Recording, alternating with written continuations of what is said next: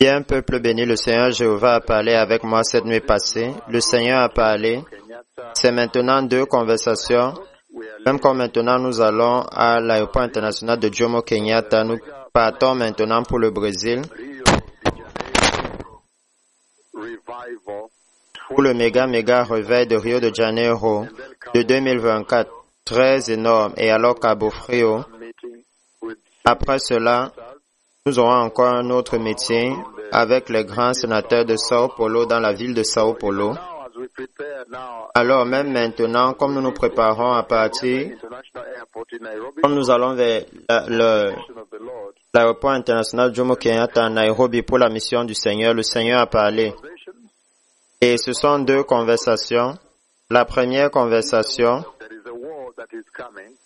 c'est la guerre. Il y a une guerre qui vient.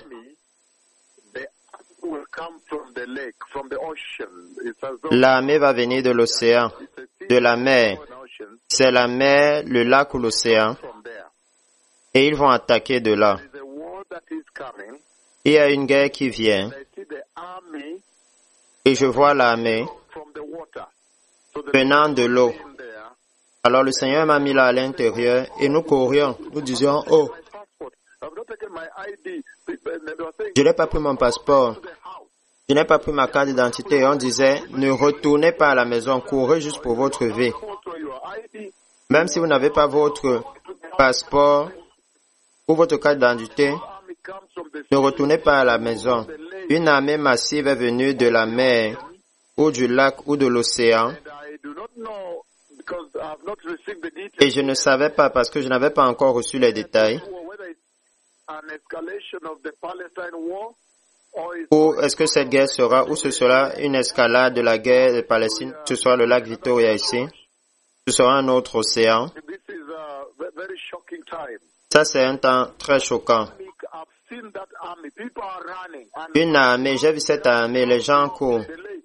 Une armée vient de la mer, du lac, ou de la mer, et les gens courent. Et les gens courent. Et alors le Seigneur m'a mis là à l'intérieur, alors j'ai couru et je disais, oh, je n'ai pas pris mon passeport de la maison. Je n'ai pas pris ma carte d'identité de la maison. Et il disait, non, enfuis-toi seulement, n'essaie même pas de retourner, ils vont te tirer dessus. Puis, alors nous fuyons. Et c'était une conversation non-stop cette nuit que le Seigneur a eu sur cela. Une très sérieuse conversation, très très sérieuse. Le Messie vient. Alors toute chose va commencer à se briser sur cette terre. Le Messie vient.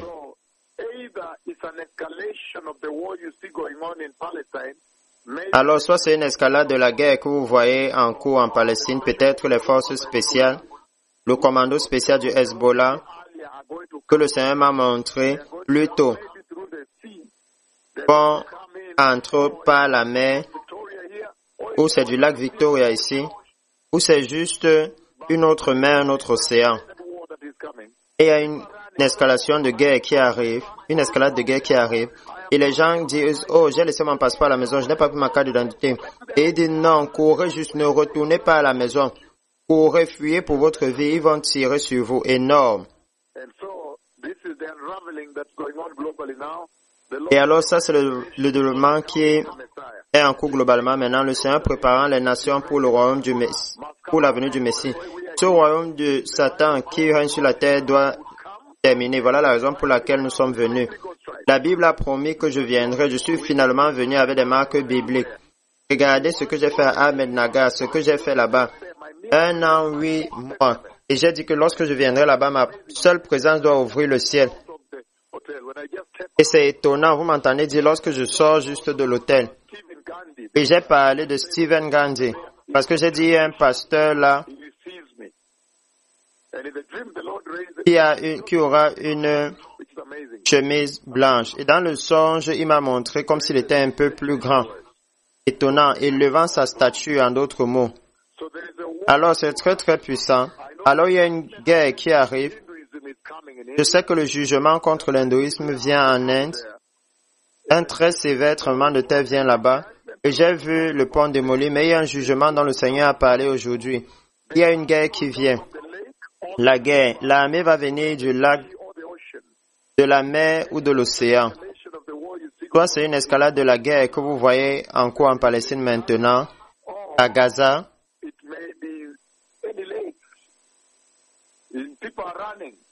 ou cela pourrait être n'importe quel lac. Les gens courent, je ne sais pas pourquoi. Je ne sais juste pas pourquoi.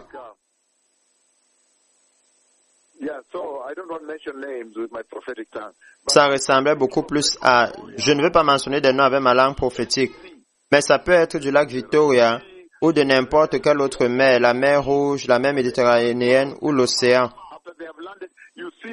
Mais les armées viennent après qu'ils aient accosté. Vous les voyez venir, je les ai vus avec les armes. Ils prennent le pays d'assaut. Ils viennent en tirant.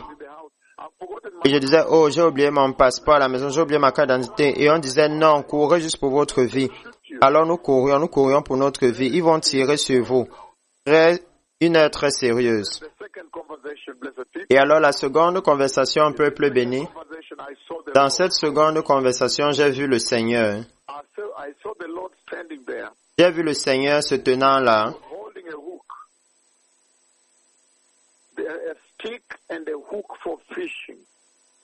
Et il tenait un bâton et une canne à pêche. Et alors, lorsque j'ai marché proche de lui, j'ai vu qu'il pêchait, il attrapait des poissons.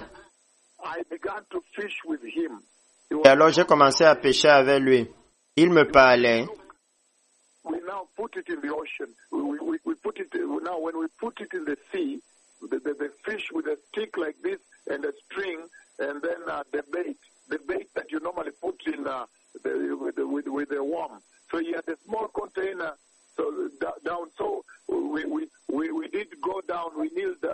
Alors il disait, quand nous mettons cela dans la mer comme ceci, le fil avec l'hameçon comme ça, et l'appât, et il avait un petit contenant, et il m'apprenait comment prendre les vers et les mettre au bout de l'hameçon. Et il disait maintenant, lorsque tu tournes cela dans la mer comme ça, nous lançons cela comme ceci. Et il me parlait, et je disais non, c'est moi qui suis supposé de le faire comme ça. Parce que s'il n'entre pas dans le ciel, c'est moi qui sentirais que je n'ai pas accompli ma mission.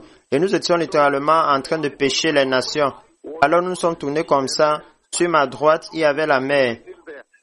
Et alors, je l'ai pris et jeté là-bas. Alors le Seigneur Jésus lui-même, je pense très proche.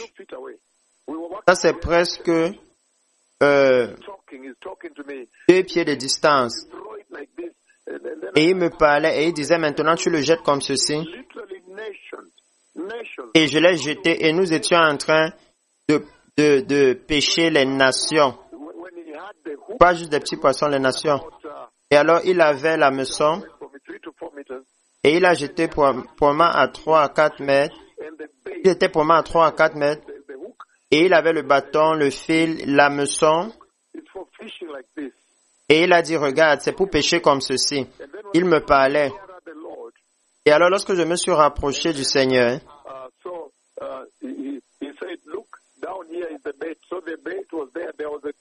il a dit, regarde, là en bas, il y a l'appât. Alors, il y avait un contenant avec des vers. Ces vers que nous utilisions pour pêcher. Et alors, je suis descendu sur mes pieds, sur mes genoux là, et le Seigneur me disait, prends celui-ci et celui-là, et mets sur l'hameçon. Nous avons mis sur l'hameçon, il disait, mets cela comme ceci. Et alors, nous avons laissé une partie qui traînait. Et il a dit, si c'est dans la mer, alors tu jettes ceci dans la mer comme ceci. Vous savez, la mer représente les nations. Et alors, j'ai dit, non, c'est moi. Je disais au Seigneur, c'est moi qui suis supposé le faire, parce que s'il n'entre pas dans le ciel, c'est moi qui aurais échoué. C'est moi qui me sentirais mal à la fin s'il n'entre pas. Alors je lui parlais. Alors j'ai pris l'hameçon, j'ai pris la canne à pêche et j'ai lancé. Et nous étions en train de pêcher les nations. Il se tenait à quelques mètres de moi. Alors j'ai mis l'appât sur l'hameçon et je l'ai lancé et nous étions en train de pêcher les nations. Ça c'est très sérieux. Et cette vision avait différentes étapes. parce qu'il parlait et j'allais m'endormir et me réveiller, m'endormir et il allait parler encore et disait remets cela dans la mer. Encore nous étions en train de pêcher les nations, d'attraper les nations, pas juste un poisson mais les nations entières. Cela signifie le réveil. Et vous savez que la mer, dans le songe, la révélation de la mer, c'est les nations. Pêchant les nations. Alors, en d'autres termes, le Seigneur dit que ça, c'est le temps pour le réveil et il envoie ses serviteurs pour littéralement prendre les nations pour lui. Mais c'est étonnant qu'il m'enseignait comment le faire là-bas. Le Seigneur Jésus lui-même, un bâton qui était plié comme ça, avec une corde et l'hameçon au bout. Et il disait, tu le fais comme ça. Il le faisait encore sur terre. Et ensuite, il a dit, maintenant, si tu le fais dans la mer, il y avait un petit conteneur là avec des verres. Et il touchait les verres et il disait, tu le mets comme ceci, mettant les verres sur l'hameçon. Et il disait, tu devais laisser une partie du verre qui comme traîne. Après qu'il m'a enseigné cela, il m'a dit, maintenant, si c'est la mer, jette cela comme ceci. Et j'ai dit, oh, c'est moi qui devrais le faire parce que je suis celui qui devrait amener toutes les nations à toi. S'il n'entre pas, alors tu sais, je suis celui qui va mal se sentir. Alors, il m'a donné l'hameçon pour pêcher et je l'ai jeté là et nous étions littéralement en train de pêcher les nations pendant un certain temps toute la nuit. Le Messie revient. Ceux qui sont sages, s'il vous plaît, recevez Jésus et soyez saints et restez dans la sainteté. Oubliez le salut malade que vous voyez dans l'église aujourd'hui. Ce salut où les femmes sont nues, les faux prophètes sont couchés là, les faux apôtres sont là enseignant l'argent, l'évangile de prospérité, là où le monde est entré dans l'église, là où ils pensent qu'ils peuvent servir le monde et le ciel au même moment. Oubliez cela. Je parle de recevoir Jésus maintenant et d'être saint.